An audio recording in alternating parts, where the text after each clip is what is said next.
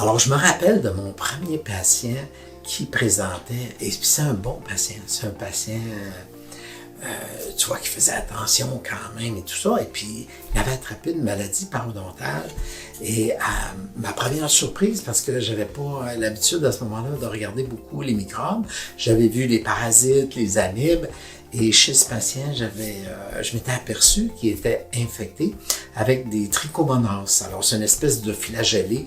Alors, c'est une espèce de petite bestiole qui ressemble à une petite souris et puis qui navigue un peu partout, qui est un peu disgracieuse, si on veut, quand on la regarde à l'écran de télévision.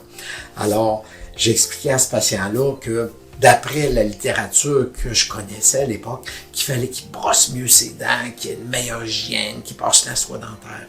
Alors, le patient, je le laisse aller, il fait mieux, et puis je le revois après un mois, et puis après un mois, je fais l'examen, et là encore, malgré ces bons soins d'hygiène, je vois encore ces petites bestioles-là, les petits trichomonas qui se promènent. Et c'est là que j'ai compris que c'est pas toujours relié à l'hygiène. C'est une maladie, en fait, qu'on a attrapée. La maladie parodontale, c'est souvent une maladie infectieuse.